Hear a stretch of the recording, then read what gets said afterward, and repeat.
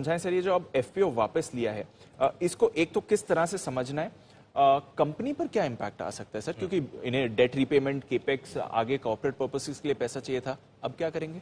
देखिए, दो तरह से एफपीओ रद्द होने के इम्प्लीकेशन को देखना है। एक कंपनी पर असर, दूसरा बाजार पर असर। कंपनी पर जाहिर सी बात है कि इक्विटी की बहुत ज्यादा जरूरत है कंपनी को, क्योंकि जिस तरह से बार बार जो सवाल उठते हैं कि डेट काफी ज्यादा है, डेट काफी ज्यादा है, तो वो डेट कम करने के लिए आप इक्विटी लाकर उसको डीलीवरेज कर सकते हैं। 20,000 करोड़ इसीलिए जुटाए जा रहे थे। उस 20,000 करोड़ में से 10,000 करोड़ ग्रीन हाइड्रोजन और क्लीन एनर्जी के लिए जाना था। बाकी 4,100-200 करोड़ रुपए आपके जाने थे डेट रिपेमेंट में, और बाकी जनरल कॉर्पोरेट पर्पज में। सो अब सवाल ये कि ये 20,000 करोड़ नहीं आएंगे कंपनी के पास, नियर फ्यूचर में तो नहीं दिखता है। तो फिर क्या ग्रीन हाइड्रोजन, क्लीन एनर्जी को लेकर कंपनी अपने जो कैपेक्स प्लान है, इन्वेस्टमेंट प्लान है, एक्सपेंशन प्लान है, वो होल्ड पर डाल देगी? करेक्ट। पीछे छोड़ देगी कि अभी छोड़ दो, जाने दो, कोई बात नहीं, कभी पैसा है तो आप नया काम करेंगे, नहीं है तो नहीं करेंगे, उसमें कोई बड़ी बात नहीं है। वो कॉर्पोरेट डिसीजन है, उसमें गलत नहीं है। कॉर्पोरेट पर्पज के लिए, जनरल पर्पज के लिए मैक्सिमम आप 25% ले सकते हो, वो उन्होंने लिया भी, वो भी चलो आप जैसे तैसे काम चलाएंगे। लेकिन 4,000 करोड़ के आपने डेट रिपेमेंट की बात की, और बाकी डेट भी जो रिपेमेंट करना है वो कैसे होगा, कब होगा, उसको लेकर क्वेश्चन मार्क है, जिसका जवाब शायद आपको थोड़े समय में आते हुए मिलेगा। सो आई थिंक डेट रिपेमेंट वाला मामला है। ये तो हो गया कंपनी के लिहाज से। अब आइए बाजार के लिहाज से क्या है। बाजार के लिहाज से दो चीजें हैं दीप।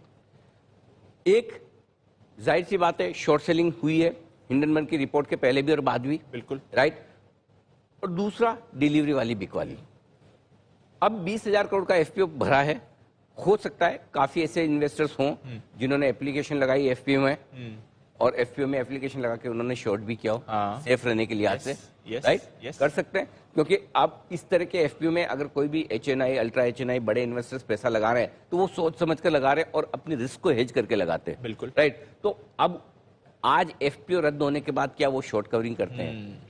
और शॉर्ट कवरिंग करेंगे तो भी उनके लिए मुनाफे में है। आज मतलब अगर उन्होंने किसी भी भाव में 1800, 1900, 2000 में भी शॉर्ट किया होगा, तब भी, सॉरी 3,000 में, माफ कीजिएगा, एक तो ये इतना जल्दी जल्दी आंकड़ा बदलता है, एक दिन 2800, 2900, 3,000 में भी अगर शॉर्ट किया होगा तब भी आज 2100, 2200 का भाव है। सो पहली चीज ये कि कितनी शॉर्ट कवरिंग आती है और कितनी एग्रेसिव। बिल्कुल।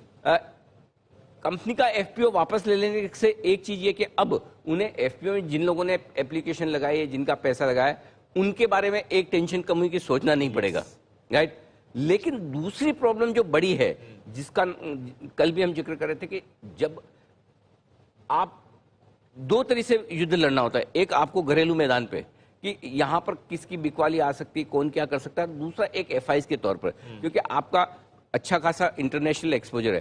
तो अगर एफआईज की बिकवाली आती है और वो बिकवाली जारी रहती है तो फिर आपके लिए बड़ा मुश्किल काम है। सो आई थिंक शॉर्ट कवरिंग और एफआईज की डिलीवरी बेस्ड बिकवाली, इन दोनों के बीच में युद्ध है। हाँ, और ये इस युद्ध की समाप्ति कब होगी वो भी बता दूं। इस युद्ध की समाप्ति तब होगी जब एग्रेसिव डिलीवरी बेचने वाले एफआईज अपनी डिलीवरी बेचकर रुक जाएंगे, तब जाकर उसका सॉल्यूशन आपको आता दिखेगा। हाँ, अब वो आज होता है, कल होता है, या कितने दिनों बाद होता है, ये मुझे नहीं पता।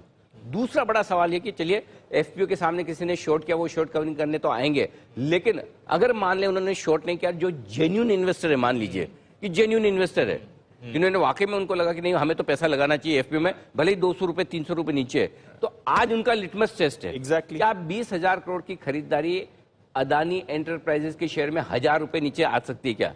अगर नहीं आती है तो एफपीओ पर भी सवाल उठते हैं। और अगर आती है तो जो कुछ भी प्रॉब्लम है स्टॉक की, जो गिरने गिराने की, वो खत्म हो जाएगी। सो आज जिन लोगों को पैसे मिलने वाले हैं, वो आज कल कभी भी हो, नॉट नेसेसरी इशू रद्द हुआ तो आज के आज पैसे आ जाए, एक आध दो दिन लग सकते हैं, प्रोसेस है। लेकिन इंपॉर्टेंट बात यही है कि उनकी खरीदारी आनी चाहिए।